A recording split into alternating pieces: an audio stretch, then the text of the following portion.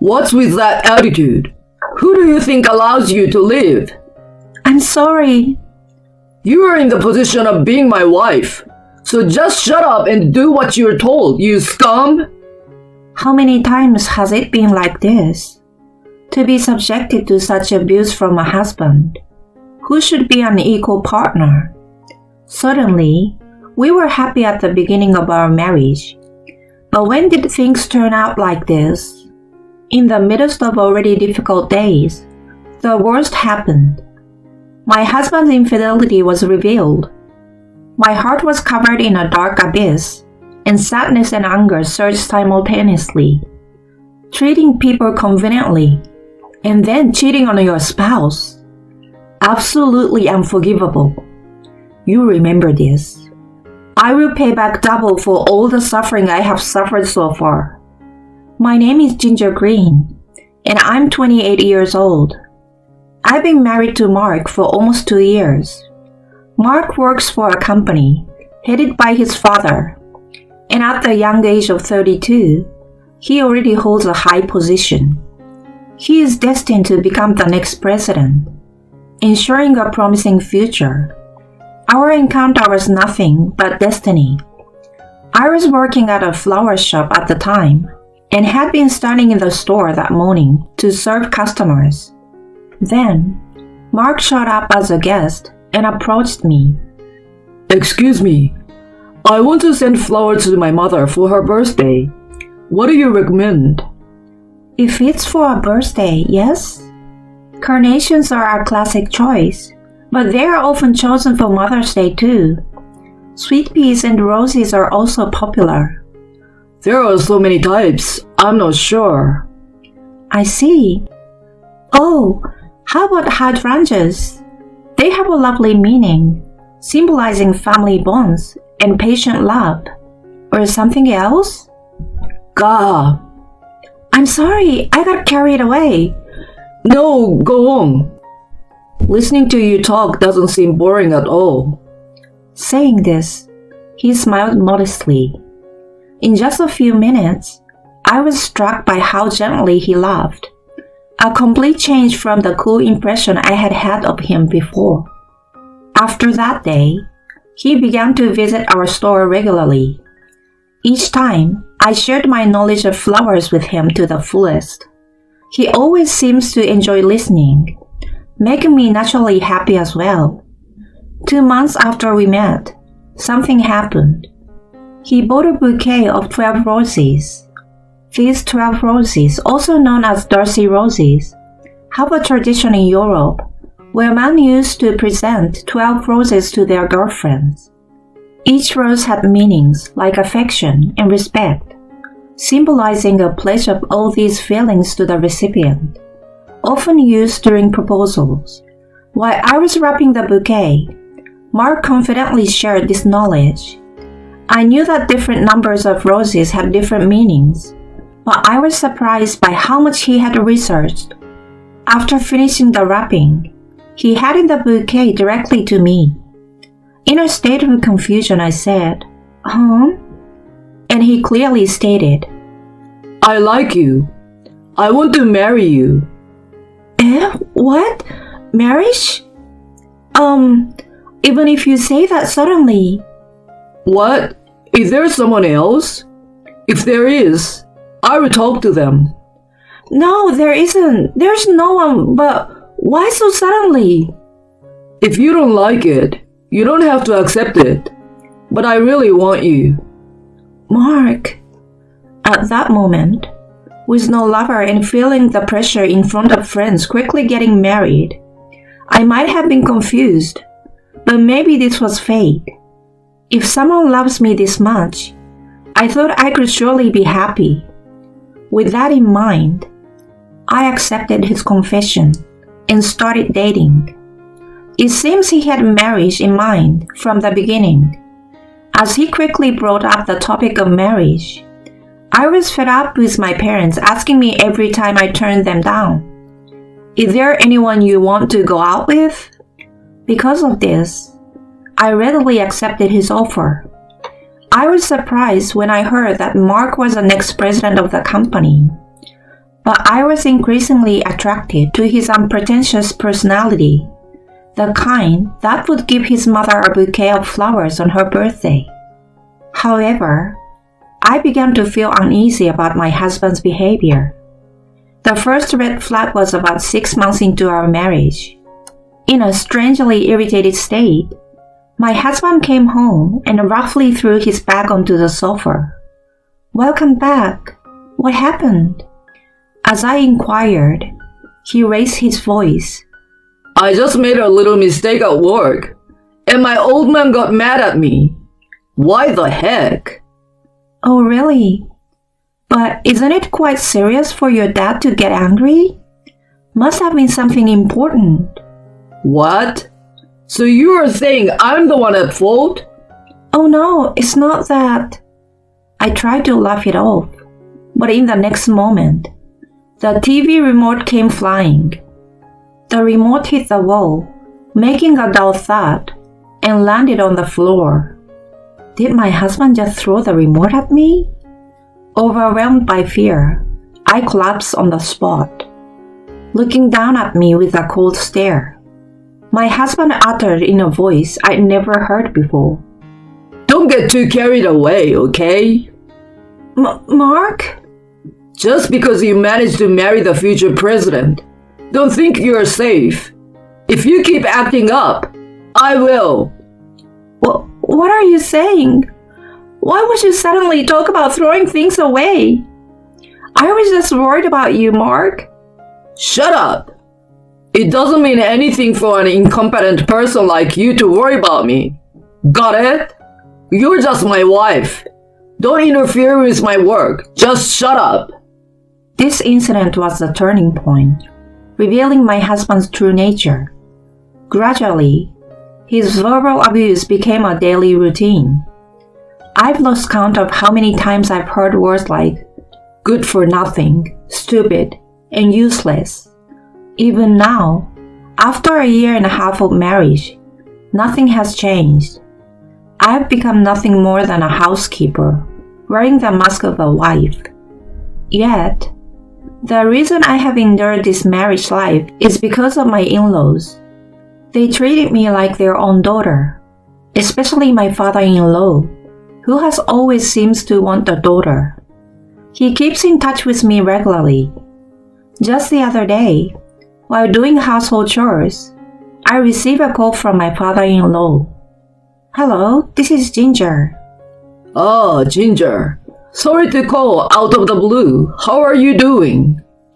"I'm fine, thank you. How are you both, Mom and Dad?" We are doing great. My wife and I were thinking about going to lunch with you soon. "Really? I'd love to join." Great to hear that. My heart naturally lightened at the sound of my father-in-law's happy voice. Upon sensing something, my father-in-law formally inquired, Ginger, are you getting along well with Mark? Yes. It's more like I'm lacking in some way." That's not true. Ginger, you're a well-raised young lady. We'll understand if we talk. "I'm not sure about that." Ginger, if anything happens with Mark, feel free to consult with me. I promise to always support you. I may be Mark's father, but I'm also your father. If you are in trouble, I will definitely help you. Contact me anytime. "Dad." Touched by his kind words, I almost shed tears. Suppressing the rising tears, I thanked my father-in-law and ended the call. "Dad, why did he bring this up now? Did I unintentionally reveal something in my voice? If I were to consult Mark's father about Mark's verbal abuse, and Mark found out, just imagining it makes me shiver. For me, my husband has become a source of fear. One day, while cleaning my husband's room, I noticed a closet was half open. It seems the coat's hem got caught, causing a slight wrinkle in the coat. Should I take this to the dry cleaners? I'm planning to pick up dry cleaning anyway. As a precaution, I checked if there was anything in the coat pocket. Then, I found a piece of paper inside the pocket. What? What is this? It's a receipt from a dubious place often visited by couples. The date indicates a stay a week ago for 12 hours. On that day, my husband claimed he had sudden overtime and would stay at the company. In that moment, I collapsed to the floor. Never did I imagine that my own husband would be cheating. Mark, why? Why would he cheat? No matter how much verbal abuse he threw at me, I never doubted his love for me. At that time, he proposed with a bouquet of roses, and that gesture couldn't have been a lie. However, I can't forgive cheating. He betrayed me. Looking back, there were strange occurrences. Sudden increase in overtime, constantly checking his phone, and a faint scent of soap despite supposedly him staying at the company. Now all those signs were clear evidence of infidelity.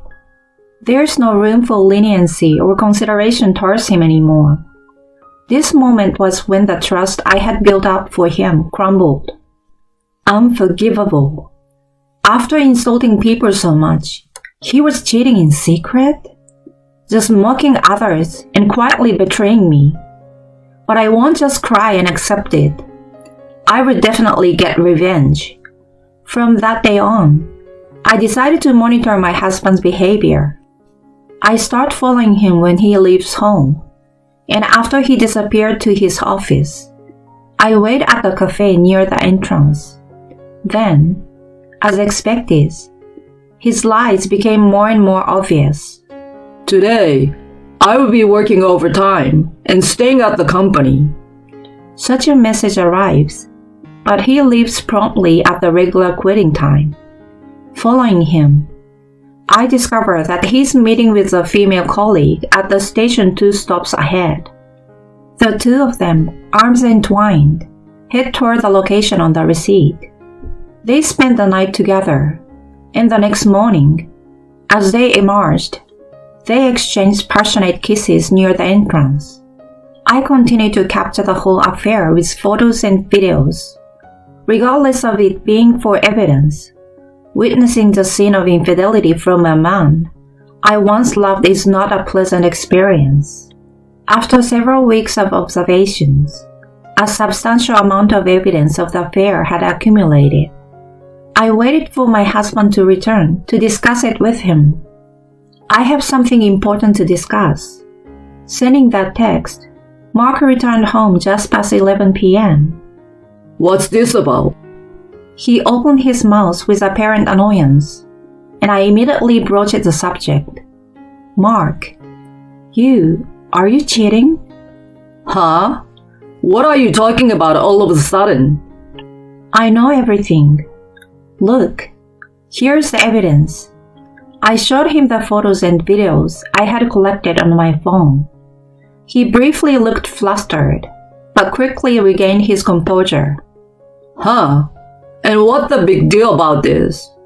What? Why are you acting so nonchalant? This is undeniable evidence of your affair. You just took these with your own phone, right? That's not evidence of anything. Ha ha ha. No way! You did have a relationship with another woman, didn't you? Oh well, if you're going that far, fine, it's over. Huh?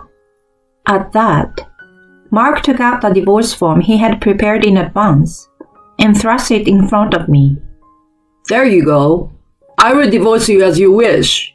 Just get out quickly. Wait, the conversation isn't over yet. I cheated because you're not attractive. Got it? Get out, you trash. Understood. I immediately packed my things and left the house. As I left, I heard Mark's voice saying, You're finished too.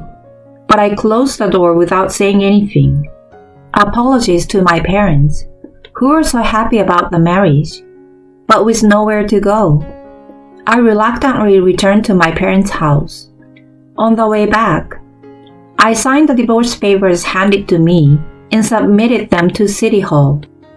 I also didn't forget to print out all the evidence of the affairs I had overlooked and sent them in an envelope to my in-laws. The next day, I quickly received a call from them. Ginger, is the content of that envelope true? My father-in-law raised his voice at the outset. I'm sorry, Dad, for surprising you like this. After questioning him about the affair the other day, Mark kicked me out of the house. What? And the person in the photos is one of our female employees. Yes, but Mark said, what you took with your phone is not evidence. There's no way he'd say that. To let you, Ginger, go through something like this. Leave it to me. I will make sure he pays for this. I'm sorry, Dad. Please take care of it. To be honest, it was a gamble on how my father-in-law would react. He had said he would help, but accepting his son's infidelity, especially as the future company president, was not something that could be easily tolerated. If Mark's infidelity is revealed, my father-in-law's credibility in the company will be at stake. Worst case scenario, it might be swept under the rug. Half expecting the worst, I sent the evidence photos, but it seemed luck was on my side. A few days later, I received a call from Mark after a long time. Hello? Hey, what the hell? Are you kidding me? Making up infidelity to my old man? What the hell are you doing? Do you understand your position? Calm down and stop using weird language. I just reported the despicable actions of the future president. What? Because of you, I got fired from the company, you know.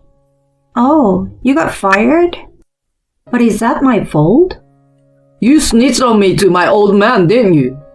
I won't forgive you, you scum. You ruined my career. Thanks to you, the chance to be the next president is down the drain. Apparently, my father-in-law took the appropriate steps to deal with Mark. My bet turned out to be a good one. I have nothing but gratitude for my father-in-law. But Mark, on the other hand, has never apologized and continues to abuse me. My anger at him reached its peak. Don't be silly. You still blame others for this situation? All this happened because you cheated on your wife while you were married. How could you say such a thing after betraying me? Hey you! Who are you talking to? You should know your place. What? You're just unemployed now, right?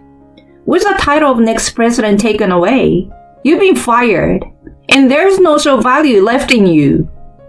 Now that your father's connections are gone, you're just an incompetent fool. You're nothing but a piece of trash who hangs on to your father's wishes. You think you can just say whatever you want? Regardless of what happens, I will never forgive you. I will make you suffer many times more than what I have been through, so be prepared. From now on, you will live without anyone's help forever. For eternity. Serves you right. Hey, wait a minute. The conversation isn't over yet. Goodbye. Take care, or rather, struggle on your own, okay? Before he could call me back, I blocked his number. Finally, peace returned to my life. Afterward, I demanded compensation from Mark, who had been fired from the company. His affair partner, also married, ended up paying compensation to her husband as well. Originally, not the saving type, Mark had no significant savings and ended up in debt to pay the compensation. Now, he works multiple part-time jobs, including night shifts at the living factory, struggling to make ends meet. For someone who had grown up without any financial worries as the son of the president, his current life must be unexpected. But I feel no sympathy. It's all the consequence of his own actions. As for me, I opened up to my parents, and I ended up staying at home for a while. My mom and dad warmly welcomed me, embracing me gently, saying, "We are glad you're safe." Now I've returned to the flower shop where I used to work, enjoying fulfilling days. Although I've become divorced, I find more than enough happiness without getting married again. The painful past cannot be erased, but I can use it to shape a better future. I aspire to live a better life based on the lessons learned from this experience.